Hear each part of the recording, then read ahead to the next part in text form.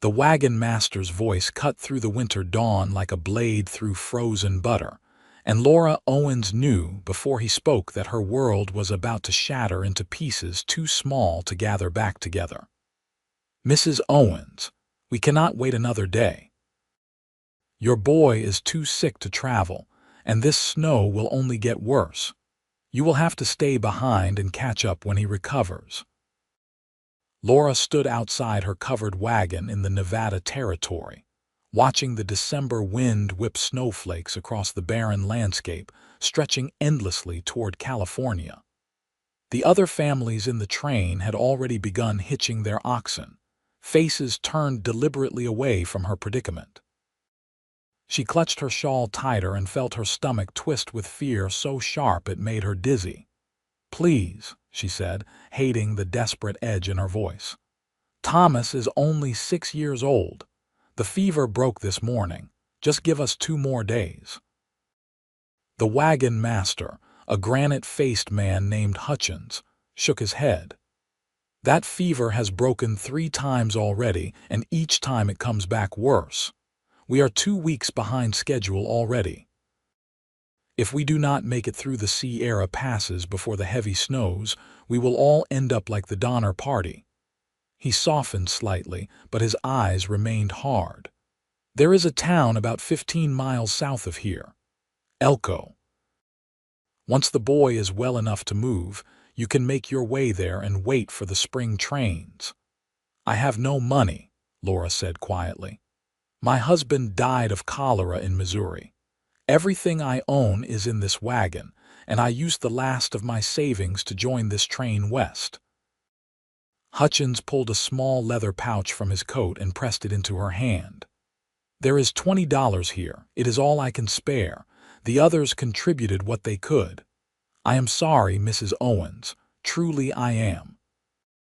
But I have 18 other families counting on me to get them to California before winter closes the passes." Laura wanted to scream at him, to beg, to fall to her knees in the snow and plead for mercy.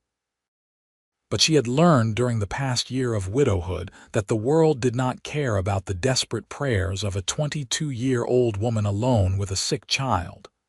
She took the money pouch and nodded stiffly. "Thank you," she managed to say, though the words tasted like ash. Within an hour, the wagon train was gone. Laura stood beside her wagon, watching the line of white canvas tops disappear into the swirling snow like ghosts fading into morning mist. The silence that followed was so complete it rang in her ears. She had never known such absolute aloneness. Inside the wagon, Thomas stirred beneath the pile of quilts she had wrapped around him. "Mama!" His voice was thin and reedy, nothing like the boisterous laugh he had possessed before the fever took hold. "I am right here, sweetheart." She climbed into the wagon and pressed her hand against his forehead. Still warm, but not burning like it had been. Perhaps the fever truly was breaking this time. Perhaps they would survive this nightmare after all. But as she looked at their meager supplies, her heart sank.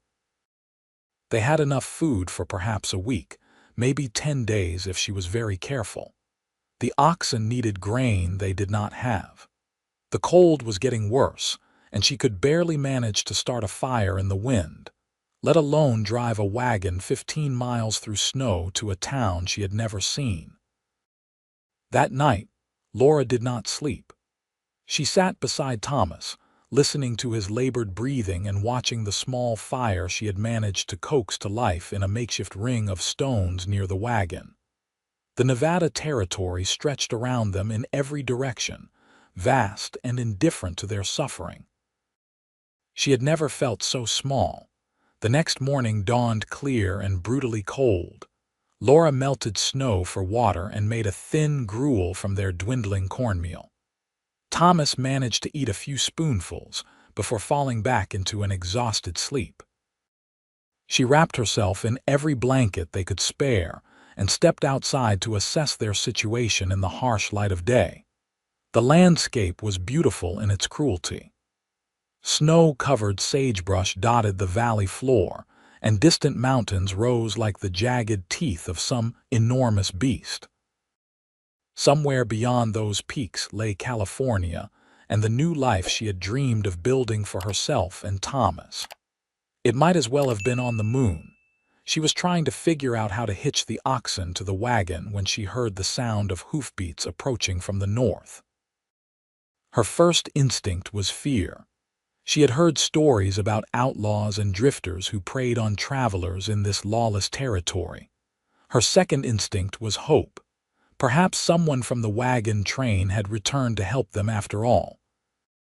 The rider who emerged from the snowy morning was neither an outlaw nor a good Samaritan from the wagon train.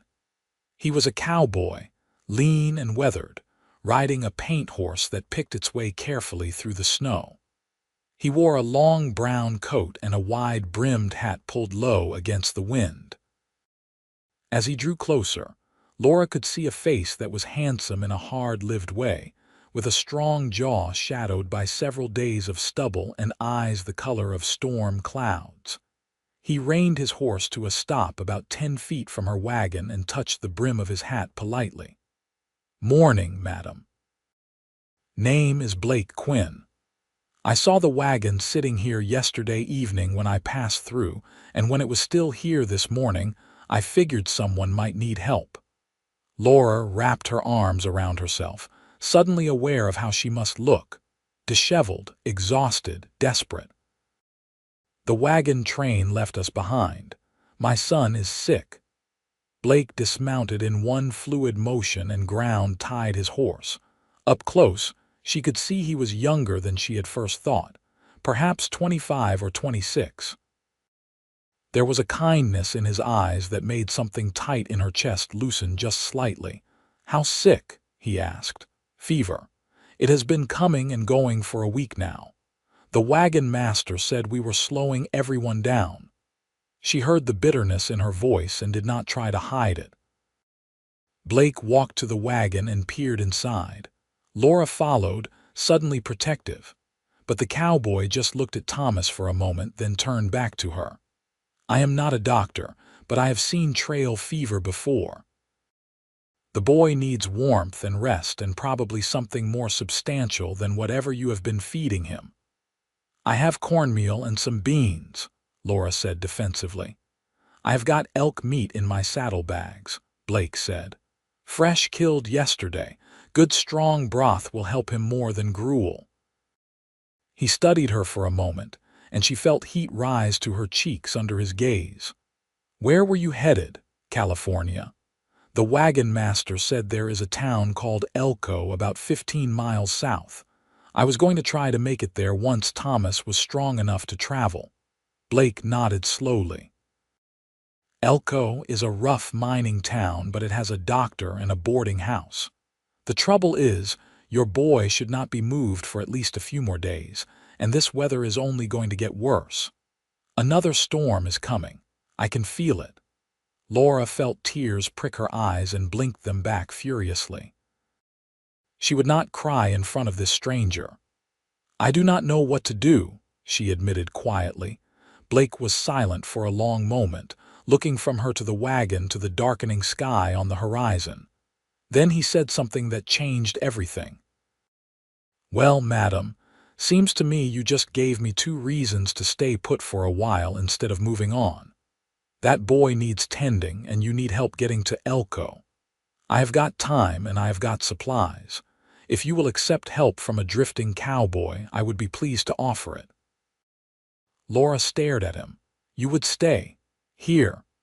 In the middle of nowhere with a sick child and a woman you do not even know?" A hint of a smile touched his weathered face. "I have been in worse situations with worse company, I can promise you that. Besides, my mama raised me to help folks in need, and you are about as needy as they come. No offense meant." "None taken," Laura said, and for the first time in days she felt the crushing weight of fear lift just enough to let her breathe properly.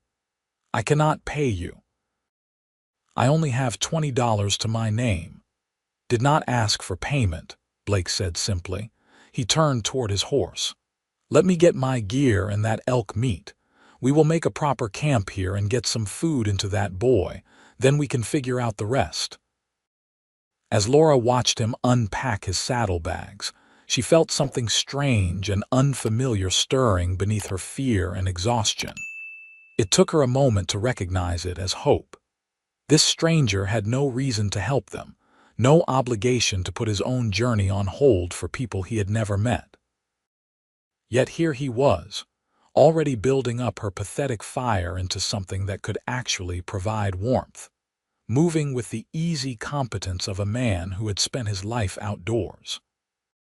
Blake worked quickly and efficiently, barely speaking except to ask practical questions about their supplies and Thomas's condition. Within an hour, he had transformed their desperate little camp into something that felt almost secure. He had relocated the wagon to a spot sheltered by a rocky outcropping that blocked the worst of the wind. He had built the fire into a proper blaze, large enough to warm the whole area, and he had set a pot of water to boil for the elk broth he had promised. Laura tried to help, but Blake waved her toward the wagon. "You need to rest, Mrs. Owens. You look about ready to fall over. When was the last time you slept properly?" "I do not remember," she admitted. "And please call me Laura. Mrs. Owens makes me feel ancient." "Laura, then," Blake said, and the way he said her name, gentle and respectful, made her heart do a strange little flutter. "You go sit with your boy. I will handle things out here." She wanted to argue, to insist that she could carry her own weight, but the truth was she was exhausted beyond measure. She climbed into the wagon and settled beside Thomas, who was awake and looking at her with fever-bright eyes. "Who is that man, Mama?" he whispered. "His name is Blake. He is going to help us get to town." "Is he going to be my new papa?" Laura felt her face flush hot. "Thomas, no, he is just a kind man helping us. Now hush and rest." But as she sat there listening to Blake move around outside, hearing him talk softly to his horse and whistle a low tune while he worked, she could not help wondering about him. What kind of man stopped his own journey to help strangers? Where was he headed? And what was he running from or running toward? And why did the sound of his voice make her feel safer than she had felt in months? The broth Blake made was rich and savory, full of tender elk meat and wild onions he had foraged somewhere. Laura coaxed Thomas to eat nearly a full cup of it, and she saw color return to his cheeks almost immediately. She ate her own portion gratefully, marveling at how something so simple could taste so extraordinary. Blake ate his share sitting by the fire, his back to the wagon to give them privacy. When Laura emerged to return the tin cups, she found him staring into the flames, lost in thought. "Thank you," she said quietly, "for all of this. I do not know how to repay you." He glanced up at her, and in the firelight his eyes looked softer than they had in the harsh light of day. "No repayment needed. I told you my mama raised me right, though she would probably be shocked to know I actually listened to her lessons." He gestured to the space beside him. "Sit if you like. You should eat more. You are too thin." Laura sat, suddenly self-conscious. She knew she had lost weight during the journey west. Grief and stress and the constant work of managing a wagon alone had stripped away whatever softness she had once possessed. "I eat enough." "You eat what is left after you feed your boy," Blake corrected gently. "I have been watching. You gave him 3/4 of that broth and kept 1/4 for yourself. That is noble, but it is also foolish. You cannot take care of him if you collapse from hunger." "You are very observant for someone who has only been here a few hours," Laura said, unsure whether to be annoyed or touched by his concern. "Observation is how you stay alive out here," Blake said. He poked at the fire with a stick, sending sparks spiraling into the darkening sky. "I have been drifting for about 3 years now, working cattle drives and ranch jobs wherever I can find them. You learn to read people and situations quickly, or you end up dead or broke. Usually both." 3 years is a long time to drift, Laura said carefully. Do you have family somewhere? Blake was quiet for a moment. Had. Parents died of influenza when I was 20. I had a younger sister, but she got married and moved to Oregon Territory with her husband. We exchange letters when we can, but it has been a while since I have heard from her. I like to think she is happy. I am sorry about your parents, Laura said softly. I am sorry about your husband, Blake replied. Trail cholera. Yes, we were 3 days out of Independence, Missouri, when he took sick. He died 2 days later. Laura stared into the fire, seeing James's face in the flames. We had sold everything we owned to make this trip. He was so excited about California, about the opportunities there. He kept talking about buying land and building a house with his own hands. She swallowed hard. When he died, I did not know what to do. I had no money to go back east, no family to return to. So I just kept going west because it was the only direction that made any sense. That took courage, Blake said quietly. Laura shook her head. It was not courage. It was just stubbornness and stupidity. I should have stayed in Missouri, found work as a seamstress or a laundress.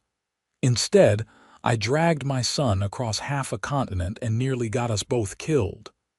You are not dead yet, Blake pointed out.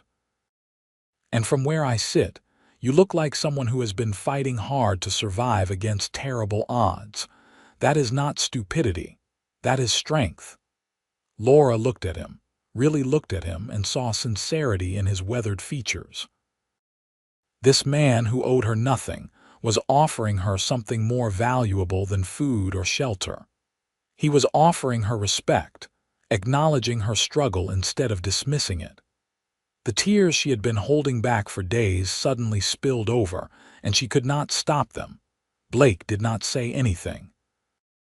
He just pulled a reasonably clean handkerchief from his pocket and handed it to her, then went back to poking the fire, giving her space to cry without the burden of being watched.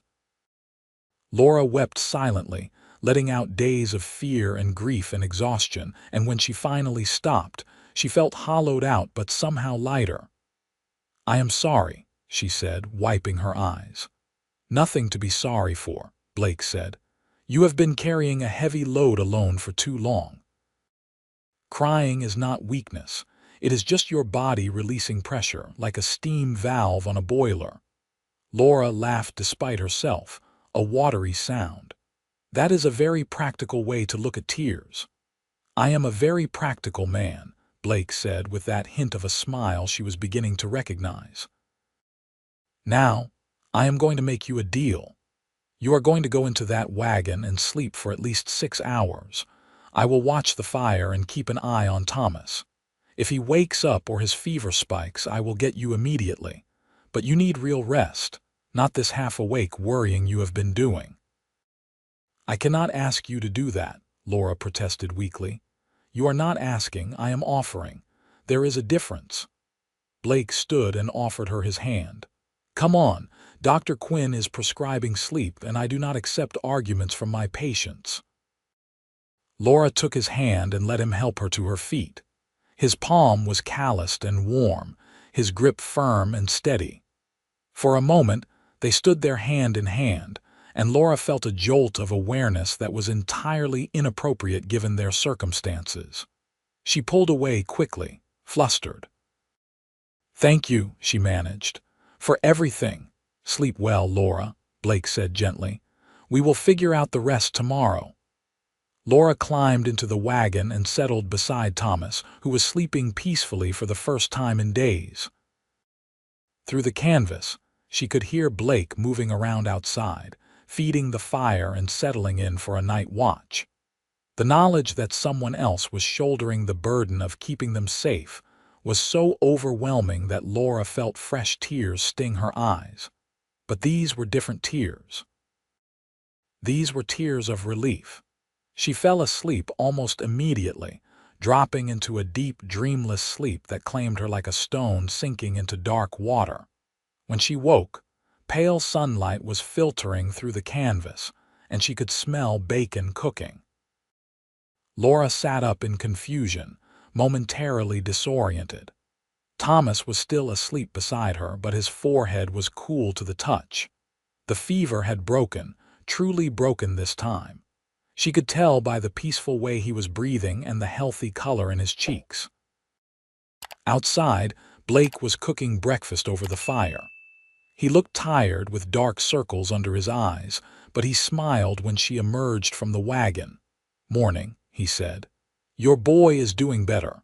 I checked on him a few times during the night. The fever broke around midnight and has not come back. I think he is out of the woods." Laura felt a rush of relief so intense it made her knees weak. "Thank you," she breathed. "Thank you for watching over him." "My pleasure," Blake said simply. He gestured to the pan on the fire. "I hope you like bacon. I have got biscuits too, though I should warn you I am a terrible baker. They might be hard enough to use as ammunition." Laura laughed, a real laugh, and was surprised by how good it felt. "I am sure they will be fine." They were terrible biscuits, hard as rocks and slightly burned, but Laura ate hers anyway and pronounced it delicious. Blake gave her a look that said he knew she was lying, but he seemed pleased anyway.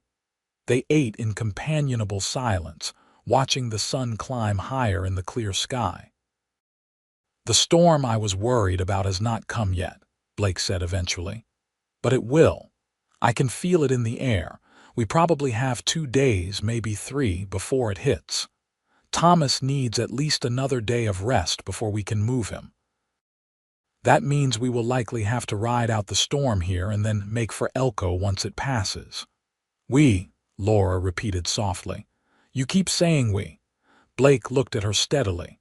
"That is because I plan to see you safely to Elko. You did not think I was going to help you survive out here just to abandon you before you reached safety, did you?" "I suppose I have not thought that far ahead," Laura admitted. "I have been taking things one day at a time, sometimes 1 hour at a time." "Well, now you can take things 1 meal at a time," Blake said. "And speaking of which, you need to eat more. Here." He pushed half his bacon toward her. "I already had some earlier while you were sleeping. That is the truth," he added when she looked skeptical.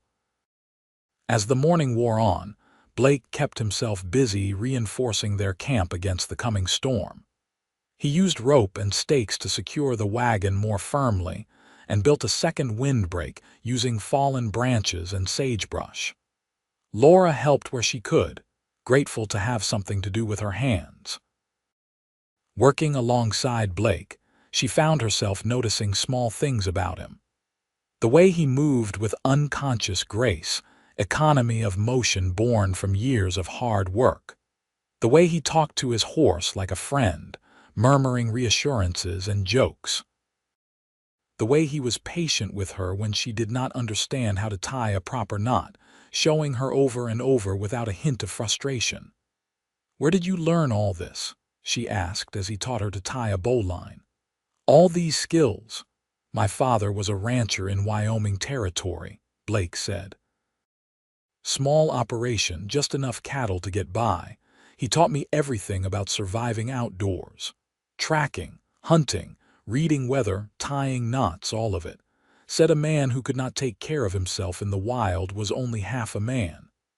He paused, his expression turning distant.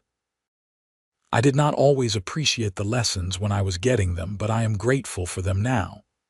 "He sounds like he was a good man," Laura said. "He was. Hard but fair. Never raised his voice if a quiet word would do. Never raised his hand at all." Blake finished the knot and stepped back. "There. That should hold even if we get heavy winds. You are a fast learner." "I have had to be," Laura said. "When James died, I had to learn everything he had been doing. Managing the oxen, repairing the wagon, navigating by the stars. The other families helped at first, but after a while they had their own problems. I learned or we did not eat." Blake looked at her with something like admiration. "You are tougher than you look, Laura Owens."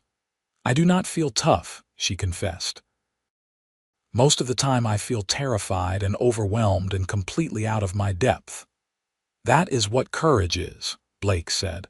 Being scared and doing what needs doing anyway. Anyone who tells you different is either a liar or a fool. Thomas woke in the early afternoon, weak but clear-headed. He was hungry, which Blake declared to be an excellent sign. They fed him more of the elk broth along with some soft biscuits soaked in it until it was edible, and he ate everything they gave him. "Are you a cowboy?"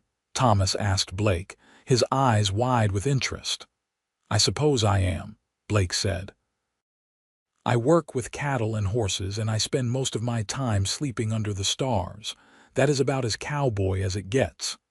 "Do you have a gun?" Thomas asked eagerly. "Thomas," Laura said sharply, "that is not a polite question." But Blake just smiled. "It is all right. Yes, I have a gun. A Colt revolver. But it stays in its holster unless I am hunting for food or in serious danger.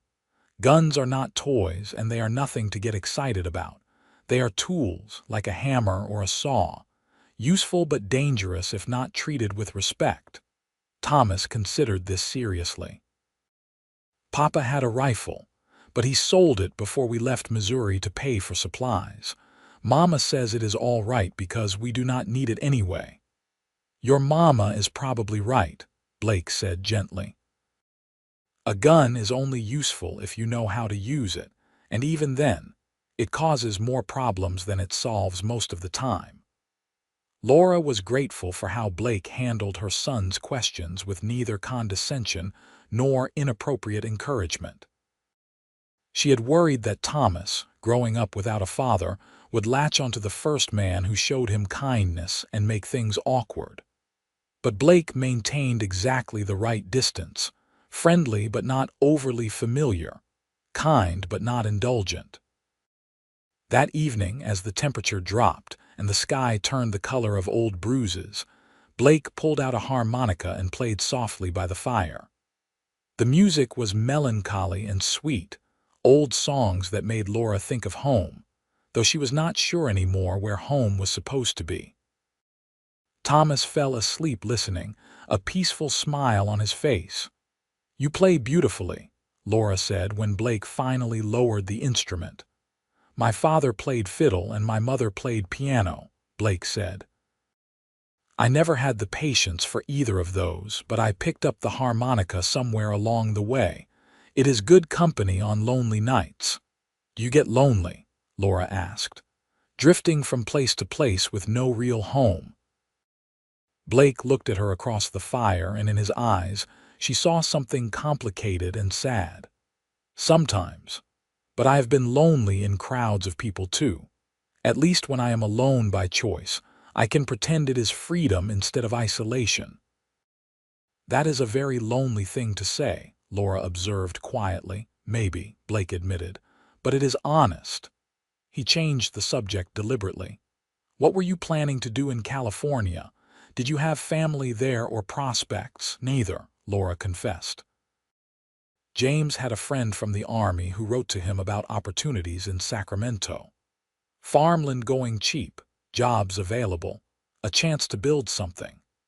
After James died, I did not know what else to do except keep heading toward that dream, even though it was not my dream anymore. I thought maybe when I got there I would figure out what came next. "And now?" Blake asked. "Now I have no idea," Laura said honestly. "Getting to Elko seems like the only goal I can manage at the moment. Everything beyond that is too far away to see." "Elko is not a bad place to winter," Blake said thoughtfully. "The mining keeps money flowing through the town, which means there is work for people willing to do it. You could find a position as a cook or a laundress, maybe a seamstress if you have the skill. Earn enough to stake you through until spring, then join a wagon train headed west if that is still what you want." "And what about you?" Laura asked. "Where are you headed?" Blake shrugged. "Nowhere in particular. I was working a ranch outside of Winnemucca, but the job ended when they sold off half the herd for winter. I was thinking about heading south, maybe finding work in California myself, or maybe staying in Nevada. I have not decided yet." "That sounds lonely," Laura said softly. "It can be," Blake admitted, "but it is also simple. No obligations, no one depending on me, no one I can disappoint. There is a certain freedom in that." Laura heard what he was not saying. Blake Quinn was a man running from something, probably grief or loss, or simply the weight of staying in one place. She understood that impulse. She had been running, too, in her own way, running from the ruins of her old life towards something she could not quite name. The storm Blake had predicted arrived the next morning, roaring out of the north with winds that shook the wagon and snow that fell so thick Laura could barely see 5 feet in front of her face. They huddled inside the wagon with Thomas, listening to the canvas snap and strain against its ropes, while Blake periodically ventured out to check the fire and make sure everything was secure. "This is a bad one," he said when he returned from one such trip, shaking snow from his coat. "But the wagon is holding. We just need to wait it out." Being confined in close quarters with Blake should have been awkward, but somehow it was not. They talked quietly while Thomas played with the few small toys he had, and Laura found herself sharing stories about her childhood in Ohio, about her parents who had died when she was 16, about the older sister who had taken her in but made it clear she was a burden. "Is that why you married young?" Blake asked gently. "To get out of your sister's house?" Laura considered lying, but the intimacy of the storm-darkened wagon seemed to demand honesty. "Partly. But I also loved James, or thought I did. He was kind and had plans and made me feel like I mattered. When he asked me to marry him, I said yes without thinking too hard about whether we were truly suited to each other." "And were you?" Blake asked. "Suited? I do not know," Laura admitted. "We were married for 3 years before he died, and they were not bad years. But they were not particularly happy ones either. James had big dreams but no real plan for achieving them. We were always about to make our fortune, always one step away from success. And then he died, and I realized I had been living his dream all along without ever figuring out what my own dreams were." Blake was quiet for a moment, and when he spoke, his voice was thoughtful. "I think that is the danger of attaching yourself too closely to another person. You can lose yourself so completely that when they are gone, you do not know who you are anymore." "Is that why you drift?" Laura asked. "To avoid losing yourself, maybe," Blake said. "Or maybe I am just a coward who does not know how to stay still long enough to build anything real." "You do not seem like a coward to me," Laura said softly. "A coward would not have stopped to help a desperate widow and her sick child." Blake looked at her, and in the dim light filtering through the canvas, his eyes were serious. "Maybe I stopped because I was tired of drifting. Maybe I saw you and your boy and thought, here is something real, something that matters. Maybe I was looking for a reason to stop running, and you gave me 2 of them." Laura's breath caught in her throat. The air between them suddenly felt charged with something electric and dangerous. She was acutely aware of how close they were sitting, how his knee was almost touching hers, how if she leaned forward just a few inches she could kiss him. The thought shocked her. James had only been dead for 7 months. She had no business thinking about kissing another man, especially a drifter who would likely be gone the moment they reached Elko. And yet the thought persisted, heating her cheeks and making her heart beat faster. Blake seemed to sense the shift in atmosphere. He cleared his throat and moved slightly away, breaking the tension. "The storm should blow itself out by tomorrow morning. Once it clears, we will give it a day for Thomas to regain his strength, then we will head for Elko. I will rig a sling inside the wagon so he can rest while we travel. It is only 15 miles. We can make it in a long day if we start early." "All right," Laura said, her voice coming out slightly breathless. Thank you for everything. You keep thanking me, Blake said with a slight smile. I am going to start thinking you doubt I am doing this out of pure Christian charity. Are you, Laura asked boldly, doing this out of pure Christian charity? Blake held her gaze for a long moment. I am doing this because leaving you behind would have haunted me for the rest of my life.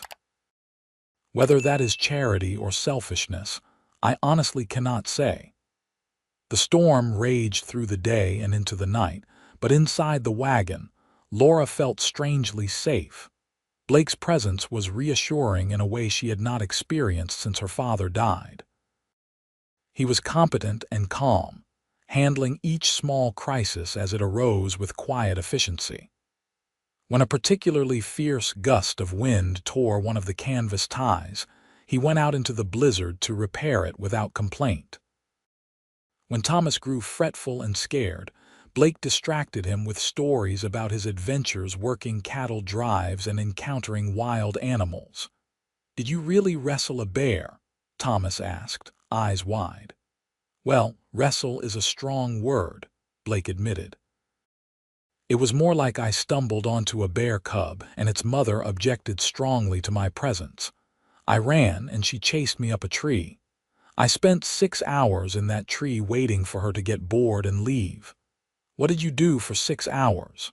Thomas asked. Mostly I prayed and promised God that if I survived, I would be more careful about where I walked, Blake said with a grin. I also sang hymns, because I figured if I was going to die, I might as well make peace with my maker. The bear did not appreciate my singing. She left after the 3rd round of Amazing Grace. Thomas giggled, and Laura smiled despite herself. Blake had a gift for making even frightening stories sound humorous and adventurous rather than traumatic. That night, after Thomas had fallen asleep between them, Laura and Blake lay in the darkness listening to the wind howl outside. They were not touching, but Laura was intensely aware of his presence just a few feet away. Blake, she said softly, not sure if he was awake. Yes. Why did you really stop? Most men would have ridden past a stranded wagon without a second thought. Blake was quiet for so long Laura thought he might have fallen asleep after all. But then he spoke, his voice low and honest in the darkness. When I saw your wagon sitting there, alone in all that emptiness, I thought about my mother. She died scared and in pain, coughing up blood while my father and I stood helpless beside her bed. I thought about how terrified she must have been, knowing she was leaving us. And then I thought about you, alone with your sick boy, probably just as terrified. I could not ride past that. I could not leave you to face that fear alone when I had the power to help. Laura felt tears slip down her cheeks. Your mother would be proud of the man you became. I hope so, Blake said quietly. I have made plenty of mistakes in my life, but helping you is not one of them. Even if nothing else good comes from this winter, at least I did one thing right. You have done more than one thing right, Laura whispered. You have given us hope. That is no small gift. She felt rather than saw Blake turn toward her in the darkness. You gave me something too, Laura. You reminded me that there are still things worth fighting for in this world, people worth protecting. I had forgotten that. Laura's heart was beating so hard she was sure he could hear it. She wanted to reach out and touch him, to close the small distance between them, but she did not quite dare. Instead, she whispered, "Good night, Blake." "Good night, Laura," he replied, and in the sound of her name on his lips, she heard a tenderness that made her breath catch. The storm cleared by morning, just as Blake had predicted. They emerged from the wagon into a world transformed. Snow blanketed everything, turning the harsh Nevada landscape into something almost beautiful. The sky was a brilliant blue, and the sun glinted off the snow with painful brightness.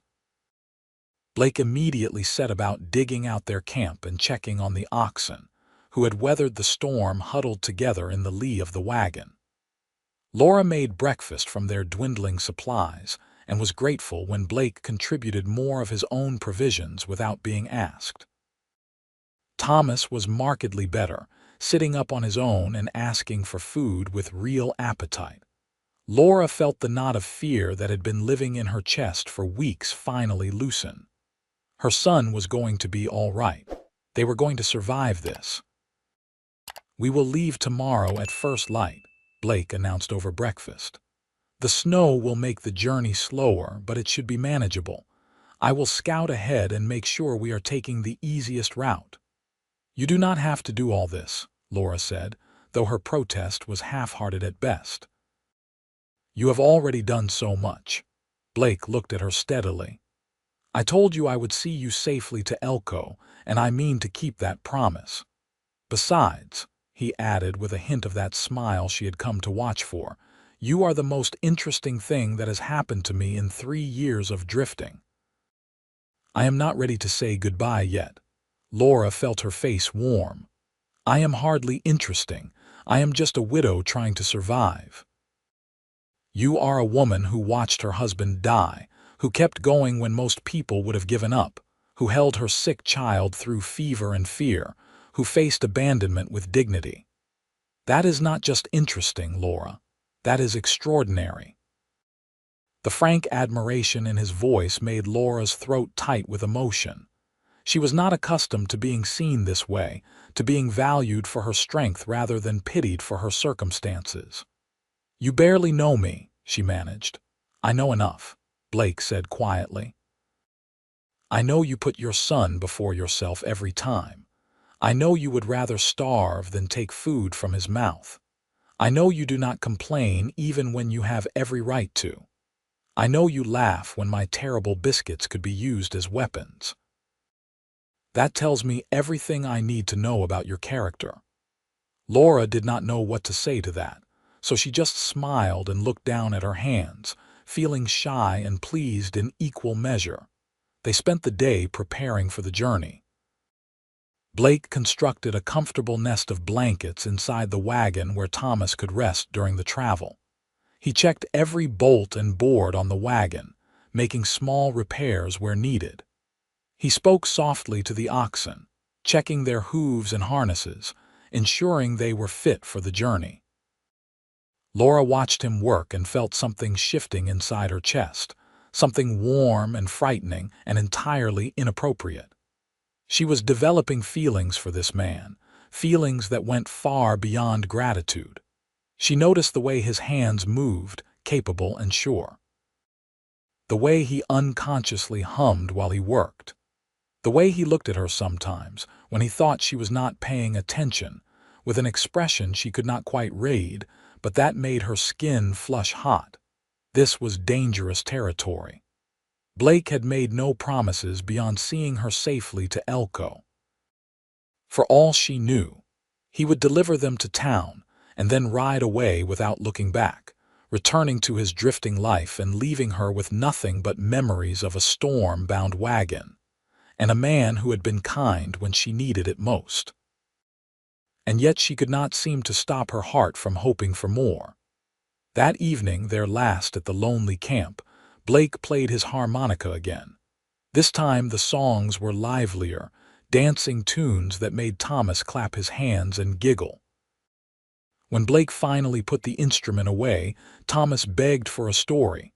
"Tell me about cowboys," he said.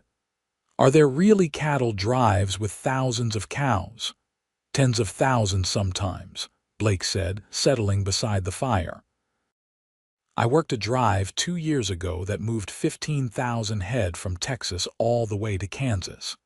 Took 4 months, and every day was an adventure. We crossed rivers and fought off rustlers and dealt with stampedes and storms. Lost 3 men along the way, good men who were buried far from home." "Were you scared?" Thomas asked. "Terrified most of the time," Blake admitted. "Cattle are big and stupid and unpredictable.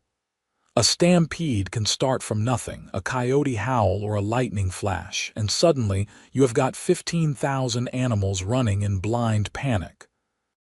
You try to turn them, Get them running in a circle until they tire themselves out, but if you fall or your horse stumbles, you will be trampled to death in seconds." "But you did not fall," Thomas said, enthralled. "No, I did not fall. I was lucky and my horse was smart and I prayed a lot. That is the secret to surviving the trail. Luck, a good horse, and prayer." Laura listened to Blake talk, noting how he did not glorify the violence or danger but did not downplay it either. He spoke honestly, treating Thomas with the respect of someone who could handle truth even at 6 years old. Later, after Thomas was asleep, Laura and Blake sat by the fire one last time. The night was cold and clear, and the stars overhead were so bright they seemed close enough to touch. "What will you do?" Blake asked quietly. "When we reach Elko." "Find work if I can," Laura said. "A room in a boarding house or a place that will let me work for food and shelter. Save money through the winter. In spring, I suppose I will have to decide whether to continue west or try something else." "And if I asked you to stay," Blake said, his voice careful. "In Elko, I mean. Not just for the winter, but longer. What would you say?" Laura's heart leaped into her throat. "Why would you ask me that?" Blake turned to look at her fully, and in the firelight his face was serious and vulnerable in a way she had not seen before. "Because in the 3 days I have known you, I have felt more alive than I have in 3 years of drifting. Because when I think about riding away and leaving you behind, something in my chest hurts. Because I think maybe I was not meant to drift forever. Maybe I was just drifting until I found something worth staying for." "Blake," Laura whispered, not sure if she was going to protest or encourage him. "I am not asking you to marry me," Blake said quickly. "I know it is too soon, and you are still grieving your husband, and I am just a cowboy with no prospects and no real plan. But I am asking if you would consider letting me stay around. Let me court you properly. Let me see if what I am feeling is real and if maybe you might feel it too." Laura's eyes filled with tears, but they were not sad tears. They were the tears of someone who had stopped hoping for joy and was suddenly offered the possibility of it. "I do not know if I am ready," she said honestly. "James has only been gone 7 months. I do not know if what I feel for you is real or just gratitude or loneliness or desperation." "That is fair," Blake said gently. "I do not know if what I feel is real either. Maybe it is just the romance of a storm and a sick boy and a beautiful woman in need. Maybe when we get to town and real life sets in, these feelings will fade. But I would like the chance to find out. Wouldn't you?" Laura looked at him, at this man who had appeared out of the snow like an answer to a prayer she had not known she was praying, and she felt something inside her shift and settle into place. "Yes," she said softly. "I would like that chance."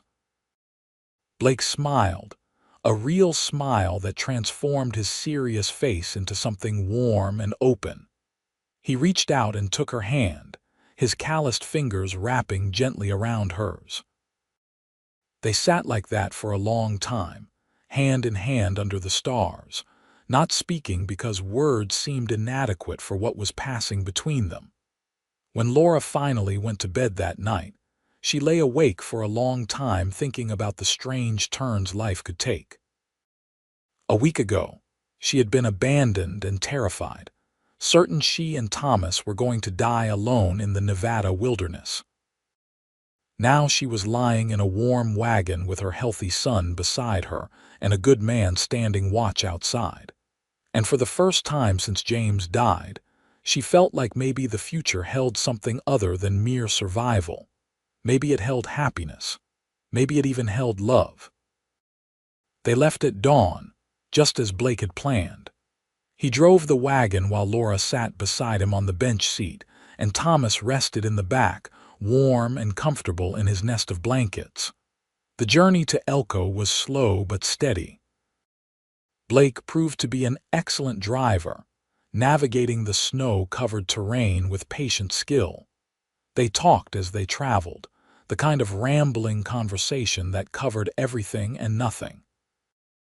Blake told her about growing up on his father's ranch, about learning to ride before he could walk properly, about the satisfaction of hard work and the beauty of watching the seasons change in the high country. Laura told him about her dreams of being a teacher before her parents died, about the books she loved, about the garden she had kept behind the little house she and James rented in Ohio. "You should teach," Blake said thoughtfully. "Elko has a school, but I heard the teacher left to get married. They might be looking for someone." "I never finished my own schooling," Laura said. "I only made it through the 8th grade before my parents died." "That is more than most folks around here," Blake pointed out. "And you clearly love learning. That matters more than fancy credentials." Laura let herself imagine it, standing in front of a classroom, teaching children to read and cipher and think, having a purpose beyond mere survival. "Maybe," she said, "if they would have me." "Anyone would be lucky to have you," Blake said, and the sincerity in his voice made her cheeks warm. They reached Elko in late afternoon. The town was rough and raw, a collection of wooden buildings clustered around the railroad tracks that ran through the center of town. But it had a solid look to it, a permanence that spoke of people putting down roots rather than just passing through. Blake drove the wagon down the main street, past saloons and general stores and a building that proudly declared itself to be the Elko Hotel and Boarding House. He pulled up in front of a modest white church and set the brake. "Wait here," he said. "I am going to talk to the minister." Churches usually know who needs help and who can offer it. Laura watched him stride up the church steps and knock on the door. A few minutes later, he emerged with a portly man in black who looked at the wagon with interest. The two men talked for several minutes, with Blake gesturing occasionally toward Laura and the wagon. Finally, they shook hands and Blake returned. "That is Reverend Michaels," Blake said, swinging back up onto the wagon seat. "Good man. He says there is a widow in town named Mrs. Henderson who runs a boarding house and is looking for help. She has a room she can offer in exchange for work cooking and cleaning. He also says the school is indeed looking for a teacher and that I should take you to meet the mayor tomorrow." Laura felt a surge of hope so strong it made her dizzy. "Really? Just like that?" "Just like that," Blake confirmed with a smile. "Small towns take care of their own, and Reverend Michaels seems inclined to count you as one of their own already. I might have mentioned that you were a respectable widow fallen on hard times through no fault of your own, and that your late husband was a veteran of the Mexican War." "James was not a veteran," Laura said, startled. "I know, but the Reverend does not, and it helped make the case," Blake said with a slight smile. "Sometimes a small lie in service of a greater good is forgivable. At least, that is what I am telling myself." Laura should probably have been shocked by the deception, but instead she found herself laughing. "You are a scoundrel, Blake Quinn." "I have been called worse," Blake said cheerfully. "Now let us get you to Mrs. Henderson's before dark." Mrs. Henderson turned out to be a brisk, practical woman in her 50s who looked Laura and Thomas over with sharp eyes and seemed to approve of what she saw. "I can offer room and board in exchange for help with cooking and housework," she said without preamble. "I run a respectable house. No drinking, no gambling, no entertaining men in your room. Church on Sundays is expected. Can you cook?" "Yes, madam," Laura said. "And clean and mend and do laundry, whatever you need." "Good, you can start tomorrow. Today, get yourself settled. Your room is at the top of the stairs, second door on the right. Small but clean. You will share the washroom with the other boarders." Mrs. Henderson looked at Blake. "And you, young man, are you staying or moving on?" "Staying, at least for the winter," Blake said. "I am looking for work if you know of any." "Talk to Sam Porter at the livery stable," Mrs. Henderson said. He is always looking for someone who knows horses, and the Circle R Ranch about 10 miles out is hiring winter hands. Tell them Martha Henderson sent you."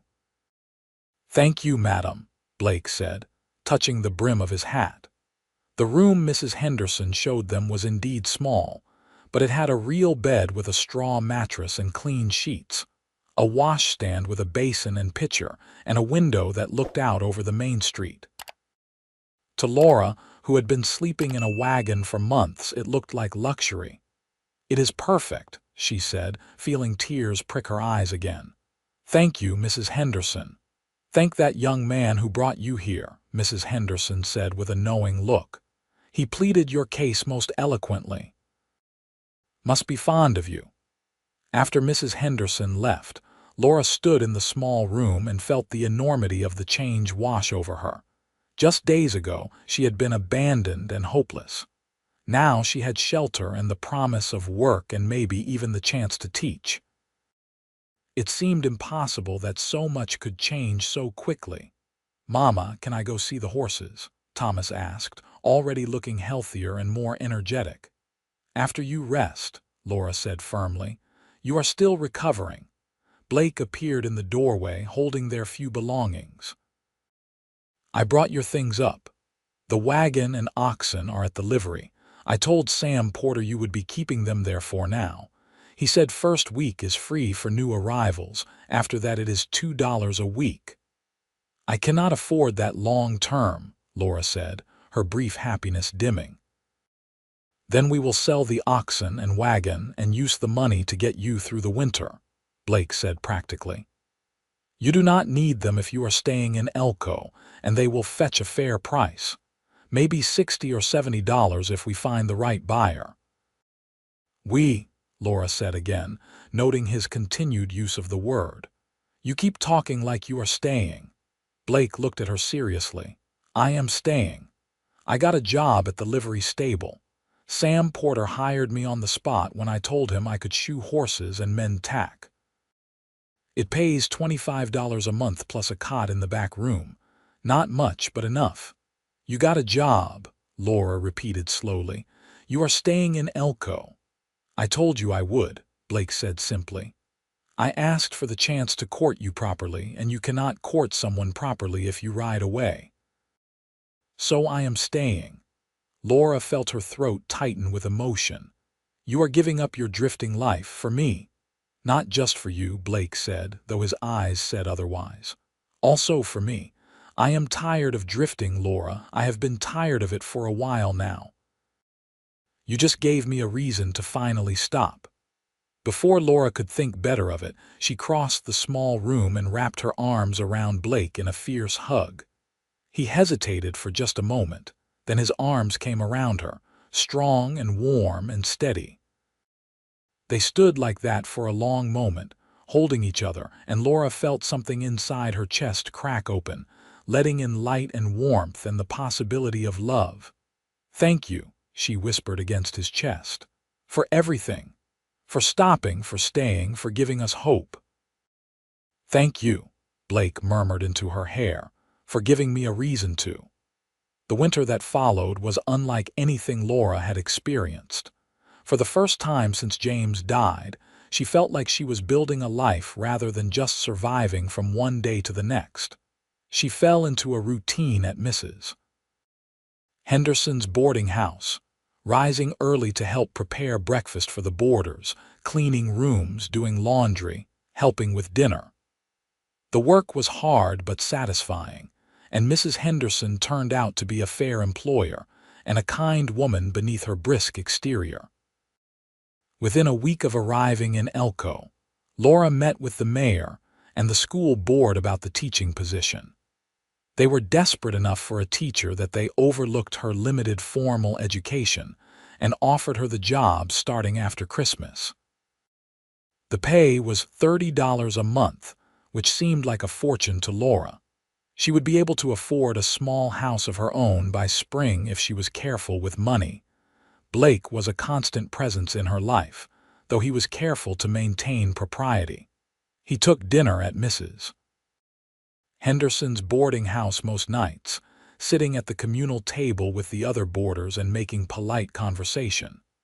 Afterward, he and Laura would sit in the front parlor, sometimes talking, sometimes reading together, always chaperoned by Mrs. Henderson's watchful presence. On Sundays after church, Blake would take Laura and Thomas for walks around town or short rides in a borrowed wagon. He taught Thomas to whittle and to recognize different types of trees. He made Laura laugh with stories about difficult horses and demanding customers at the livery stable. He never pushed for more than she was ready to give, never made her feel pressured or obligated. Slowly, carefully, Laura felt her feelings for Blake deepen from gratitude into something richer and more complicated. She loved the way he listened when she talked, really listened, as if her thoughts and opinions mattered. She loved how he treated Thomas with patient kindness, neither trying to replace James nor ignoring the boy's need for male attention. She loved his quiet competence, the way he approached problems methodically and without drama. And gradually, she began to let go of her guilt over moving forward so soon after James's death. She realized that what she had felt for James was affection and partnership, but it had not been the deep, soul-shaking love she was beginning to feel for Blake. She had been so young when she married James, barely 18, and she had not known enough about herself or love to choose wisely. Blake was different. Blake saw her not as a burden or an obligation but as a partner, an equal, someone whose strength and intelligence and courage he admired. Christmas came, and with it a celebration at the church. Laura helped Mrs. Henderson prepare a feast for the boarding house residents. Blake gave Thomas a small carved horse that the boy treasured. He gave Laura a book of poetry by Walt Whitman, with an inscription on the first page that read, "For Laura, who reminds me daily of the beauty and resilience of the human spirit. With admiration and affection, Blake." Laura gave Blake a pair of leather gloves she had made herself, working on them late at night by candlelight. They fit perfectly, and the look on his face when he tried them on made all the pricked fingers and eye strain worthwhile. "They are perfect," he said softly, flexing his fingers. "Thank you, Laura." "You are welcome," she said, and when he looked at her, she saw something in his eyes that made her breath catch. Love. Real, deep, abiding love. And she realized with a start that she was looking at him the same way. On New Year's Eve, Blake asked Laura to take a walk with him despite the cold. They bundled up and strolled through the quiet streets of Elko, their breath misting in the frozen air. Blake led her to the edge of town where the land opened up into vast darkness, and overhead the stars blazed in impossible profusion. "I have been doing a lot of thinking," Blake said quietly, taking her gloved hand in his. "About what I want from life, about what matters and what does not. And I keep coming back to the same conclusion." "What conclusion is that?" Laura asked, her heart beating fast. "That I spent 3 years drifting because I was afraid of wanting something and losing it, the way I lost my parents. I told myself that freedom was more valuable than connection, that being alone was safer than being vulnerable. But then I met you, and everything changed." He turned to face her fully, both her hands in his now. "You made me want to stop running. You made me want to build something real and lasting. You made me want to be better than I was." "Blake," Laura whispered, her eyes filling with tears. "I love you, Laura Owens," Blake said, his voice rough with emotion. "I have loved you since that first morning when you stood in the snow looking lost and terrified, and so damn brave it broke my heart. I know it has not been long, and I know you are still healing from losing James, and I know I have nothing much to offer you except a job at a livery stable and a heart that is completely and irrevocably yours. But if you will have me, I swear I will spend the rest of my life making you happy." Laura was crying openly now, tears streaming down her face in the cold air. "I love you too," she said through her tears. "I tried not to. I felt guilty and confused and afraid that what I was feeling was not real. But it is real, Blake. I love you so much it scares me." Blake's face broke into a smile so radiant it could have lit up the darkness. He pulled her into his arms and held her close, and Laura buried her face in his coat and cried tears of joy and relief and overwhelming emotion. When she finally pulled back, Blake cupped her face gently in his gloved hands. "Will you marry me, Laura? Not right away if you are not ready, but someday. Will you let me be your husband and a father to Thomas and build a life with you here in Elko?" "Yes," Laura said without hesitation. "Yes, Blake Quinn, I will marry you." He kissed her then, gentle and reverent, and Laura felt the last pieces of her broken heart finally click back into place, stronger than before because they had been forged in fire and hardship and the kind of love that only comes once in a lifetime. They married in early spring, in the same white church where Blake had first sought help for Laura. Reverend Michaels performed the ceremony, and Mrs. Henderson cried happy tears. Thomas stood beside Blake as his best man, beaming with pride in his new suit that Blake had bought him. Laura wore a simple blue dress that Mrs. Henderson had helped her make, and she carried wildflowers that Blake had picked that morning.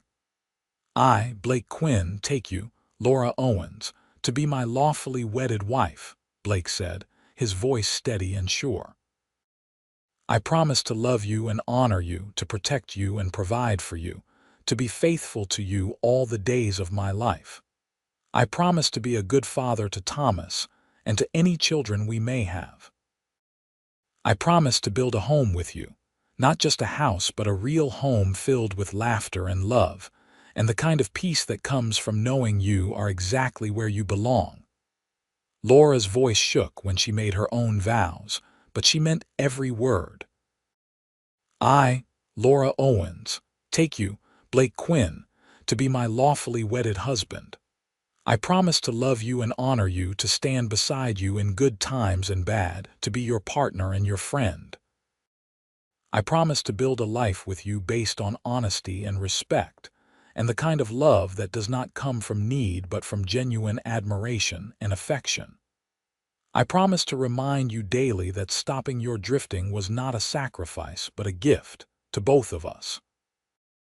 When Reverend Michaels pronounced them husband and wife, Blake kissed Laura with such tenderness that several women in the small congregation sighed audibly.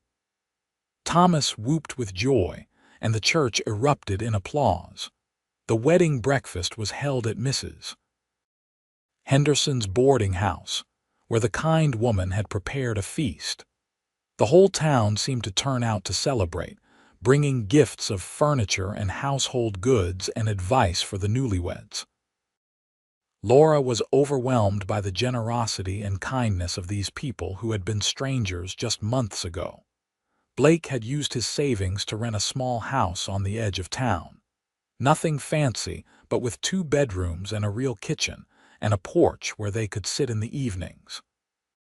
He had spent weeks fixing it up, repairing the roof and replacing broken windows and building furniture with his own hands.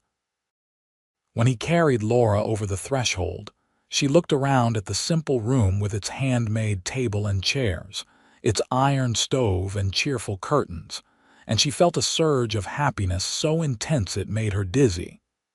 "It is perfect," she whispered.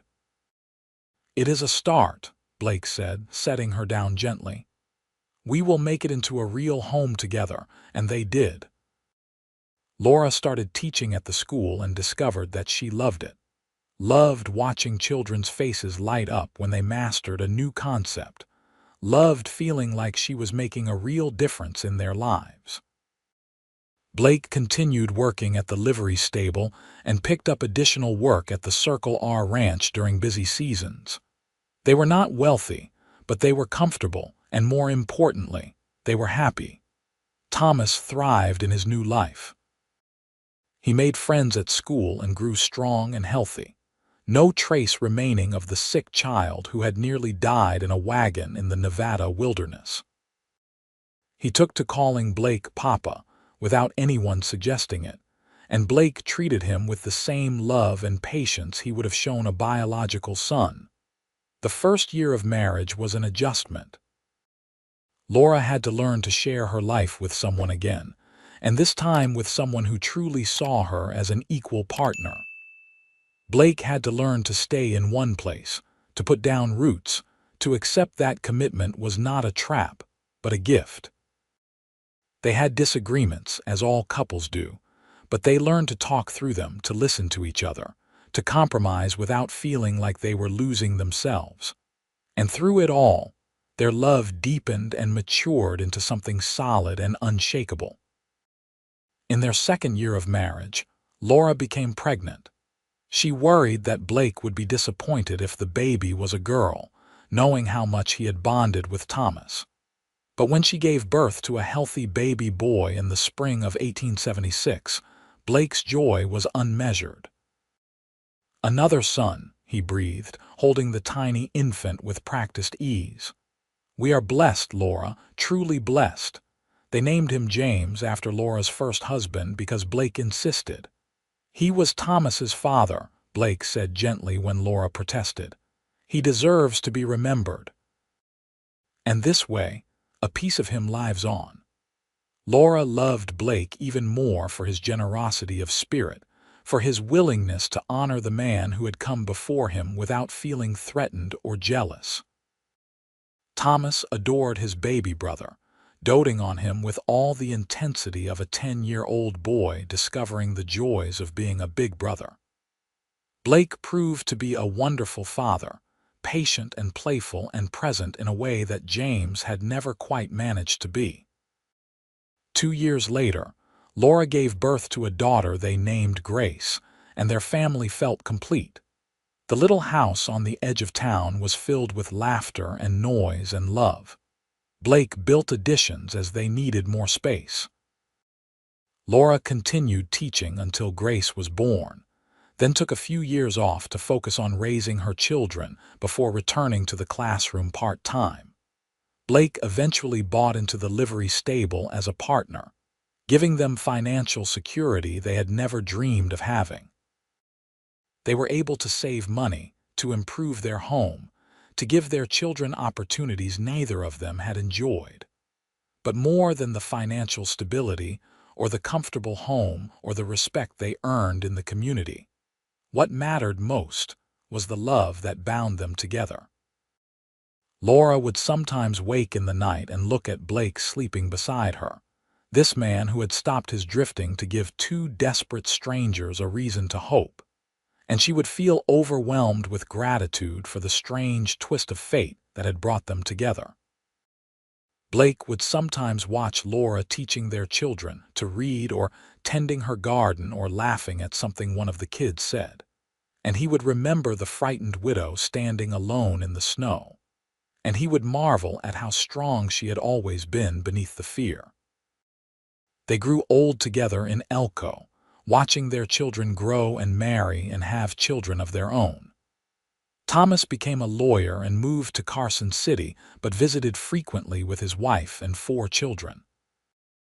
James took over the livery stable from Blake and made it into the most successful business in town. Grace married a teacher and moved to California, but she wrote long letters every week and came home for every holiday. Blake and Laura remained in the little house that had been their first home, though Blake made so many improvements over the years that little of the original structure remained. They added a library for Laura's books, and a workshop for Blake's projects, and a large porch where they could sit in the evenings and watch the sun set over the Nevada mountains. On their 25th wedding anniversary, the whole town turned out for a celebration. Reverend Michaels, now retired and quite elderly, gave a speech about how their love had been an inspiration to the community. Mrs. Henderson, still spry at 80, cried happy tears just as she had at their wedding.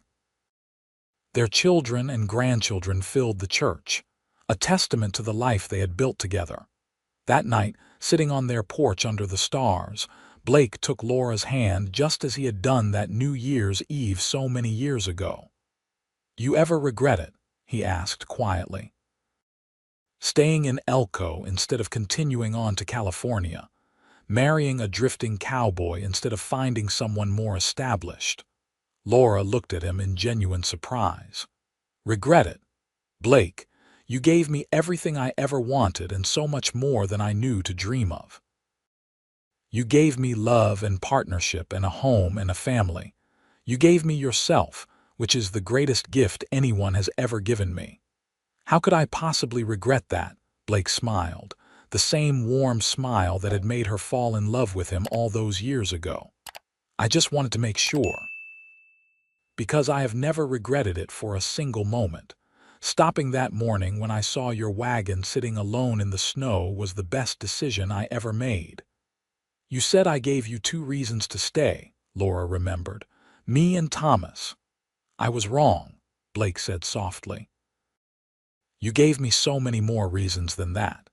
You gave me purpose and joy and a reason to wake up every morning grateful to be alive. You gave me a family and a home and a love I did not think I deserved. You gave me everything, Laura. Everything that matters." Laura leaned her head on his shoulder, and they sat together in comfortable silence, watching the stars wheel slowly overhead. She thought about the terrified young widow who had been abandoned in the Nevada wilderness with a sick child, certain she was going to die alone and forgotten. She thought about the drifting cowboy who had stopped when he could have ridden past, who had given 2 strangers hope when they had none left. And she thought about the beautiful, improbable love story that had grown from that chance meeting, a love story that had sustained them through 25 years of joys and sorrows, triumphs and trials, ordinary days and extraordinary moments.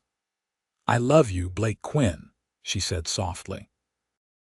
"I will love you until the day I die and beyond."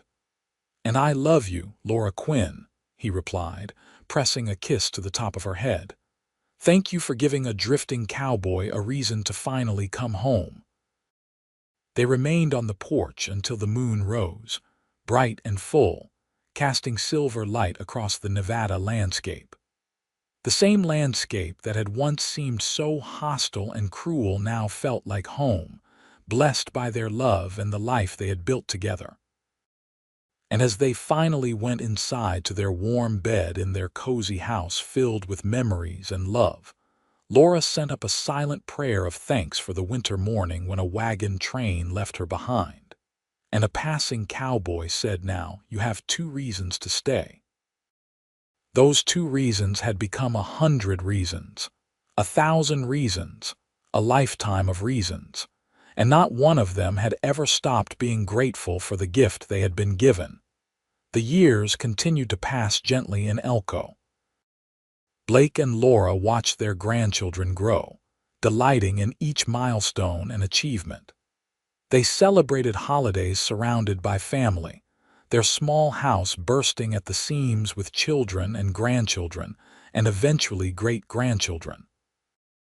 Blake's hair turned silver, and his hands grew gnarled with arthritis, but he continued working at the livery stable until he was 70, finally retiring only when James insisted. Laura's dark hair went gray, and her eyes needed spectacles for reading, but she remained sharp and engaged, teaching Sunday school at the church and mentoring young teachers in the town. They took daily walks together when weather permitted, Blake's hand steady on Laura's arm, her presence steady beside him. They talked about everything and nothing, sometimes in words and sometimes in the comfortable silence of 2 people who knew each other so well that speech was unnecessary. On Laura's 70th birthday, Blake presented her with a leather-bound journal filled with his own handwriting. "I wrote down our story," he explained, his voice rough with emotion. "Every detail I could remember, from the first moment I saw your wagon sitting alone in the snow to yesterday when our great-grandson took his first steps. I wanted to make sure it was not forgotten. I wanted our great-great-grandchildren to know how we found each other, how we built this life, how much we loved. Laura read the journal with tears streaming down her face, marveling at the details Blake had remembered, the moments she thought only she had treasured. He had recorded their first conversation, their first kiss, the birth of each child, the small everyday moments that had made up their life together. It was the most precious gift anyone had ever given her. "It is beautiful," she whispered. "Thank you for remembering. Thank you for writing it down." "How could I forget even a single moment?" Blake said gently. "This life with you has been the greatest adventure of my existence. Every day with you was worth remembering." They lived to celebrate their 50th wedding anniversary, a rare achievement that the whole town marked with an elaborate celebration. The church was packed with well-wishers, with children and grandchildren and great-grandchildren, with people whose lives had been touched by Blake and Laura's quiet example of enduring love. Blake died peacefully in his sleep at the age of 78, with Laura's hand in his. She held him as his breathing slowed and stopped, whispering her love and gratitude, promising to join him when her time came but not begrudging him his rest. He had earned it, this man who had worked so hard and loved so well. Laura lived another 3 years without him, surrounded by family who loved her and made sure she was never alone. But everyone could see that part of her had gone with Blake, that she was merely waiting for permission to follow him home. She died on a spring morning remarkably like the morning she had given birth to baby James, with flowers blooming outside her window and sunshine streaming through the glass. Thomas was beside her, holding her hand, and her last words were, "Tell your father I am coming. Tell him I never stopped loving him for a single moment." They buried her beside Blake in the Elko Cemetery, under a simple headstone that read, "Laura Quinn, beloved wife, mother, and teacher." She turned abandonment into opportunity and fear into love. Blake's headstone, right beside hers, read, "Blake Quinn, beloved husband and father." He stopped drifting and found home. The story of how they met became local legend, passed down through generations of their descendants, and told to newcomers as an example of how love could bloom in the most unlikely circumstances. The journal Blake had written was preserved and eventually published, becoming a small regional treasure that historians used to understand life in Nevada Territory during the 1870s. But more than the historical record, more than the legend, what endured was the family they had created. Children and grandchildren and great-grandchildren and great-great-grandchildren, spreading across the country, but always remembering their roots in a small Nevada town, where a drifting cowboy and an abandoned widow had found each other and built something beautiful from nothing. The little house where they had lived remained in the family for 4 generations, before finally being donated to the town as a historical site. Visitors could walk through the rooms where Blake and Laura had raised their children, see the furniture Blake had built with his own hands, read Laura's books still lined up on the shelves in the library. And if they paid close attention, if they stood quietly in the small parlor where Blake and Laura had sat so many evenings reading together, they might feel something intangible but undeniable. The lingering warmth of a love that had defied odds and exceeded expectations. The gentle presence of 2 souls who had promised to love each other all the days of their lives and had kept that promise faithfully. Their story became more than just a romance.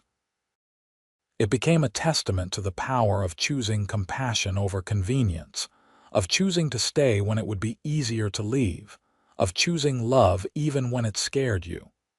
Blake had stopped for 2 strangers when he could have ridden past.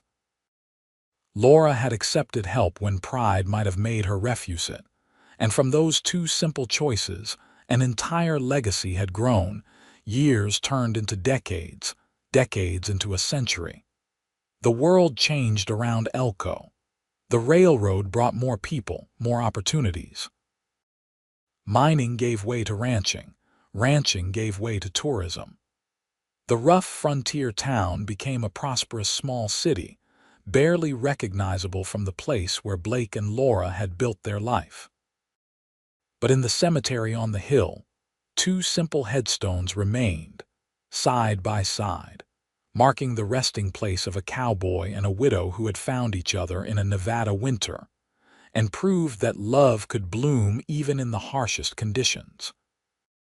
And on quiet evenings when the wind blew just right, carrying the scent of sagebrush and snow from the mountains, you might almost hear the sound of a harmonica playing an old tune, and the soft laughter of two people who had loved each other well and been loved well in return. The story was complete. The circle was closed. Two people who had started with nothing but fear and desperation had built a life of love and legacy that would endure long after they were gone. And really, what more could anyone ask for than that? The end came not with drama but with peace, as all good stories should. Blake and Laura's tale was not one of grand gestures or epic adventures, but of quiet choices made daily to love and honor and cherish. It was a story of healing and hope, of second chances and new beginnings.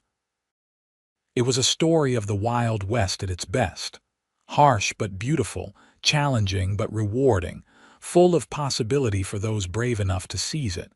And most of all, it was a love story, pure and simple and true, the kind that lasts forever.